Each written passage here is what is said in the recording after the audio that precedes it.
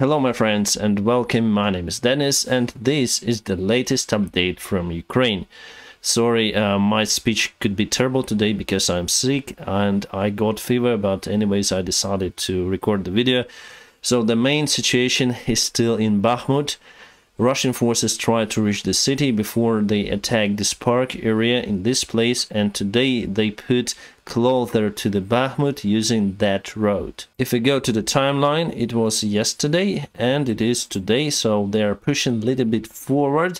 But also if we move to the south a little bit, you can see that this gray area vastly reduced. It means that the fighting concentrated near to Andriivka and Kurdimovka, which they took recently. So Russia definitely threw most of their forces to that area in Donetsk region, taking Bakhmut. And for their main vector over here, they lose at least 50 soldiers per day. And I saw today the video from Opitne. Our soldiers seems to be withdrawing from that village and surrounding territories, so maybe Russia finally could make it from the south to take and encircle Bakhmut. But from the north, for them it's quite difficult, because if we go there, they're still in Bakhmutsk. To get the Bakhmut from the north, they first of all need to take Solidar city, and after it they still need to cross the river, which is over here. Without it they cannot do it. So why are they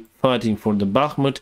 I don't know, maybe they just want to present something to their people to show that they are still capable to have some of the cities under their control. Or it's better to say able to capture cities, because since the summertime and since Severodonetsk and Lysychansk, which are over here, there was no major advancement from the Russian side. They continue to withdrawing, and more information is coming from the south of Ukraine. In Zaporizhia region, Ukraine is using their rocket artillery systems to target the Russian command centers and ammunition depots. Just in the recent 3 days, they targeted most of the ammunitions in that place. Because of that, Russia needs to extend the supply lines, which are coming, still able to come from Crimea. This is the major hotspot they have to supply from Crimea, the major crossroad of the railroads, as you can see, and the simple road, so they use this one mostly. Plus, from the information we have, Russia evacuated most of their collaborators, so civilians who used to work with the Russians. After they captured this area from Novaya Kakhovka, they evacuate them also to Henichinsk. Over here they do afraid of their friends, and Ukraine still capable to target everything here. And it's the first time that Ukraine put the flag on the other shore of the Dnieper River. The video was shown today. And about the Melitopol, since we start to use our rocket artillery systems more frequently, I do expect that Ukraine may go on some sort of the counterattack to that area, because Mariupol, as I told you before many times, is the key factor to capture or to liberate. It's better to say, yeah, Russia is only capturing, we are liberating our territory. So the main thing is to get this city, and after it you may just cut supply lines. This one we already cut by using our artillery systems, and here we'll cut after we will take Mariupol. And if something will happen to the Kerch Bridge again, Russia will have no supplies to Crimea Peninsula, and the only way how they can sustain this peninsula is sending their ships. But again, we have the drones, submarine drones, provided to us by British, United States and many more allies. Ukrainian military experts say that there should be no new mobilization waves in Ukraine, since our army get around 1 million soldiers already, many volunteers. That's the difference between Ukrainian army and Russian one. In Russia, the same amount of people just left the country afraid of being mobilized. In Ukrainian army just recruits all of those people who got the military experience. Russian war crimes draft resolution being circulated in United Nations. I see more and more positive signs from different organizations who say that Russia is to blame for this war, that Russia should pay for what it does to Ukraine, and we are waiting for this some sort of the international court. And finally, Putin and his circle will have their life term in prison. Yes, it's now hard to deliver them to officials, but in future everything will be changed. Again, we have the information that Putin is critically ill. I do not trust that one, because we have same sort of the leaks since the 2014 after Putin annexed Crimea.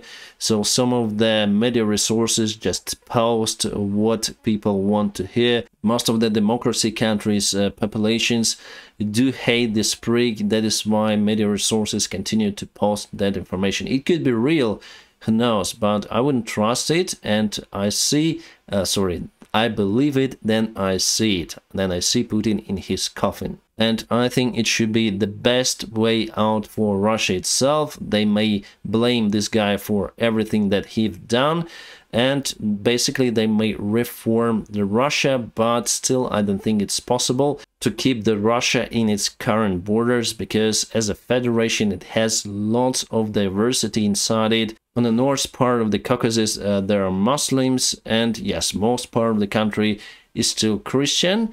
However, you know what happened in Chechnya, in Chechen Republic back in 90s. There were two of the wars between the main Russia and Chechnya, which was fighting for the independence. Unfortunately, Chechen people lost their war, and that is why now they have Kadyrovs. And that is why now they have to fight in Ukraine, losing their lives. Yes, I see this strange policy from our European Union friends and also from United States, from some of the politicians there, that Putin must not win, but Zelensky must not win too much. So we either need to support Ukraine fully or just let it go. And we're gonna win this war anyway, so we're gonna liberate all the territories, and that is our goal. If our Western countries would not like to support us, we can do it basically with our bare hands, but in that case, obviously, we're gonna lose many more people. That is why I'm very thankful for our Western allies who provide military help to Ukraine. Why they don't want Zelensky to win too much? Because it may spark a bigger conflict and Russia may use nuclear weapons, but I do not believe that. Before I thought that Russia may use nuclear weapons, but now I have 99% that it will not use nuclear weapons, especially in Ukraine. The vast part of Ukrainian forces that participated in the liberation of Kherson region now joined Bakhmut. I don't think that we're gonna go on a counterattack over there, because Russian forces still has a major advantage, and first of all in artillery. Probably they were sent there to reinforce our group in Bakhmut. Those are Georgian soldiers, volunteers who fought in Ukraine and unfortunately lost their lives here. So Georgian people do support Ukraine, even participating in the fighting. Siemens Energy thinks to deliver the floating power plants to Ukrainian ports as Mykolaiv and Odessa. As for Mykolaiv, it's hard to deliver the ships there because Russia controls the other part of the Dnieper River and they're very close to the bay. But for Odessa, there should be no problem. I think this is the LPG ship that is like a fuel tanker for the power station ship, and they obviously may supply lots of Ukrainian cities with that, and I don't think that Russia would dare to attack those ships. And before there were some talks with Turkish companies, they may also provide those floating power stations. So this is our warrior near to openness. You can see everything is demolished around. He says that the situation is kind of hard, and I think that we are still controlling the part, maybe not of openness, but nearby territory, but the fighting is very terrible there. As you probably heard, that G7 countries together with the European Union applied the limit for the Russian oil price. It's around $60 per barrel, but those sanctions are not very effective. For them to be effective, they should have put the price up to $35. And right after it, OPEC Plus cartel is seeking to cut the production of the oil to proposed price cap. But the main thing here is they consider, so they may do it and they may not do it. Now the talks are ongoing. One more Su-34 was hit near to Bakhmut. It says that Russia continue to use their air force even though it's quite risky. They don't have the very high precision bombs that they may drop from the very high altitude. Because of that, they use those sophisticated fighter jets as in a Second World War. They fly at the low altitudes and just drop the bombs, and they are very good targets for the manpads as well as for our air defense systems. And here it was our artillery job last week report. Just look how many ammunition depots, command centers were targeted by the mostly HIMARS rocket artillery systems, and I think that is why Ukraine is preparing for attack towards Melitopol. Russian forces looted the biggest airplane Antonov 225 in Gostomel, and after it just burst this one into flames. However, this information is coming just from one of the commanders of the National Guard, Artem Ilyukhin, and only investigation may show the final verdict for that one, whether this airplane was destroyed with the help of the Russian artillery, Russian forces, or maybe it was even Ukrainian artillery, because there were some of them Russian military vehicles just in the front of the hangar, and we fired artillery towards that, and obviously that airplane sustained dramatic damage. Also, it could be like that. Russia had the legendary Boroda crew. It means beard crew. Probably they wore a beard. Well, today our guys shot down the K-52 helicopter of that crew, and all of them just lost their lives. The video of the K-52 shutdown is available on my Telegram channel. The link is in a video description below. One more group of our soldiers, the last one in 2022, went on training in UK, and Canada helps a lot with their instructors, but they mainly use British equipment and British logistics there. According to the Russian statistics, still the vast majority of the population supports the Russian action in Ukraine. 74% in general, so 42% very eagerly supported, 32 yes we support but okay, 11 say mostly not, and 9% not for sure.